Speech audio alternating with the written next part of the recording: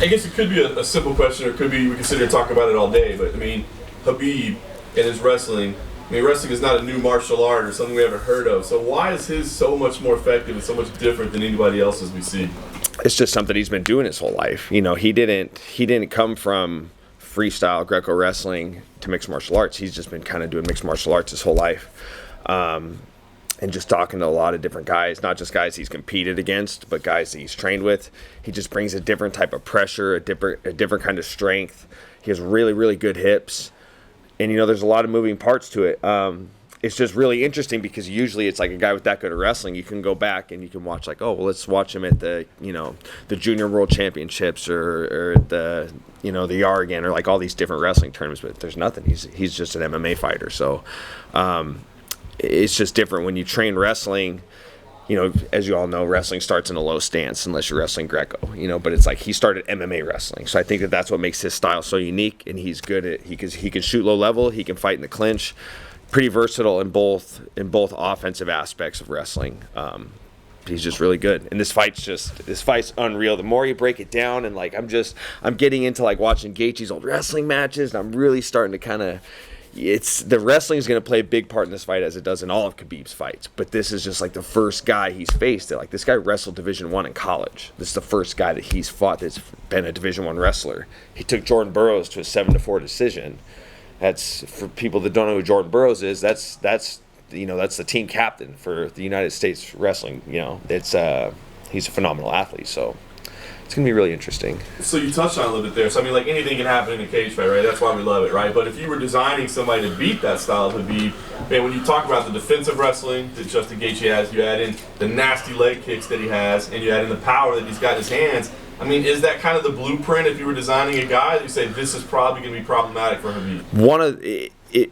I would say one of the best challenges you could put in front of Khabib. But there's a big part of me that still thinks stylistically Ferguson could be the guy. You know what I mean? It's just like Gaethje has the wrestling, and not only does he have the wrestling, but the guys that he's training with for his wrestling. His main partner is Ryan Deacon. He was #1 seeded guy at 157 pounds last wrestling season, won senior nationals, really good wrestler. You know, but we all know Khabib's a different animal, but you know, at least he's got good training partners. But I feel like length and a certain level of grappling is what's going to give Khabib a lot of problems. You know what I mean? So it's like I was going back and watching the Iaquinta fight tonight, and the way that Al was defending the single, kind of limp legging away. It's like if he had the length to reach all the way around and grab his hip and spin his leg out and possibly take his back, which is something you could see Tony Ferguson doing. Both are interesting fights. I mean, these guys are the top of the heap. Justin Gaethje's as dangerous as they come, and you know, I think he's going to push Khabib for sure.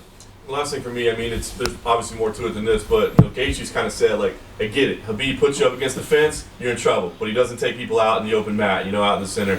Do you feel that way? I mean, is that a fair assessment? Is that what we need to look for right away? Is if it's against the cage, he's in trouble? Dude, yeah, you got to control the space with Khabib, and you even watch Al on a day's notice. He was able to dictate some of that space, and you know, we always say like stay inside the black line. You know what I mean? There's that one black line, the one that Mark Henry always talks about. You know, there's the black line that goes around the octagon. You get a guy past the black line, you're getting him against the fence. You keep him within the black line, you're in the center. So.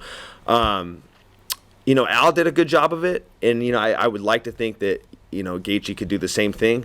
But I mean, once Khabib gets you going on your heels, it's like trying to stop a freight train. You know, it's damn near impossible. So it's going to be really interesting. And one thing about Justin, when you break him down, especially when you watch the Tony Ferguson fight, he has subtle changes in his footwork to where, you know, Khabib will dive on that leg and go low, whereas I feel like Justin could deflect that in the way that he'll throw a right hand and step through into southpaw, and he can kind of move his leg out of the way and maybe kind of bull and matador Khabib a little bit. You know, we'll see what happens, but I think it's going to be a really fun fight, and what a way to cap off this last 3-week stretch. I mean, this has been unreal. It's been one of the best experiences of my career, and it all ends. The grand finale is one of the best lightweight fights we could potentially see in the history of the UFC, so it's going to be awesome. Were these two fighters ever fighters that you had prepared for at all back in your lightweight? It's funny you say that. When I first got in the UFC, I was at UFC 148, and I saw Khabib fight Gleison Tebow, and I was like, he's 19-0. I called Joe Silva, and I was like, hey, that's the guy I want to fight. Like, I just knew he was tough. He had a sick record. I'm like, I think I match up good with him. And as time's gone on, he's become the man we know today. I'm not saying I don't think I could beat him, but I had my eyes on him for a long time when I was at lightweight. You know, it's like I always said, I think a guy to give Khabib problems is a guy that's got some length, the guy that can scramble, that can blend a little wrestling with some grappling. You know, but could he? There's a good chance he would have beaten me, but I like the challenge. You know what I mean? I've been 155 was just not my weight class, as we all know. But hell of an athlete. He brings something cool to the table. Like Gaethje, I never really had my sights set on him. Just because, you know, as he came in the UFC, you know what kind of fights they're going to put him into. And as he's coming in, I was kind of on my way out at 155 pounds. And thank God, because let me tell you what, I got a long body and I got long legs, and he would butcher me. He's a tough guy, man. These guys are legit. But yeah, I put myself in that situation. And that actually, the fight with Khabib, it almost happened it almost happened twice. But in Tampa, when he lost his fight with Ferguson, when Ferguson went to the hospital, it was like a week's notice, they're like, hey, do you want to step in and fight Khabib? And I'm like, God dang it. Like, I've been training for a southpaw this whole camp against Beneil Dariush. I'm feeling like I was very ready for that fight, as I showed. So I was like, we thought about it, but I just thought it wouldn't have been the best decision. You know, but it was always there. And everyone talks about the U.S. versus Dagestan wrestling, that aspect. But what do you make of Khabib's striking? Because Trevor Whitman says it's great, it's unorthodox, same as Justin Gaethje. Khabib says he has a good jab. But as an analyst, when you look at his striking, what stands out? Dude, it's so underrated. I mean, you could hear in the commentary, like I said, I watched the Iaquinta fight again today, and they're like, you can hear Rogan kind of ripping on Khabib with his chin being up.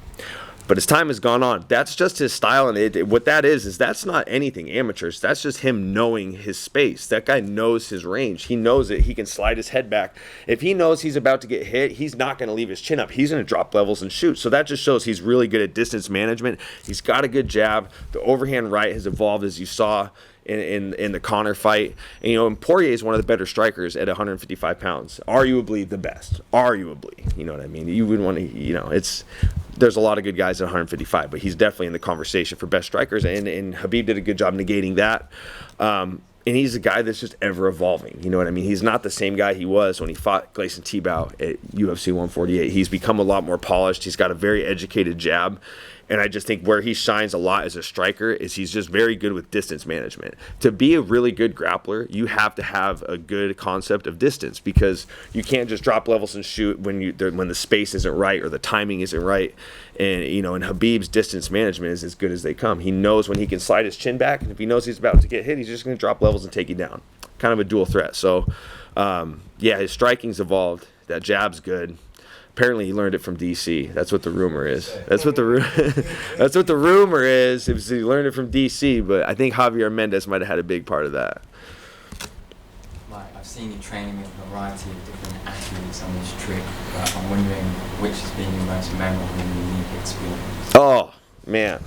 Without a doubt, Rogerio Nogueira. I mean, like, I'm such a fan of the sport, and sometimes it's hard to contain myself. Like Megan kind of yesterday was like, Mike, don't try not to fanboy too much. I'm like, I'm trying. You know, it's hard not to. I've had such a tremendous appreciation for a lot of these guys I've seen since before I ever even started training, and as time has gone on, and they've come into sport while I've been here as well. And that's just a guy that I grew up on. And there's, you know, guys like him. They kind of paved the path for us to be here where we are today.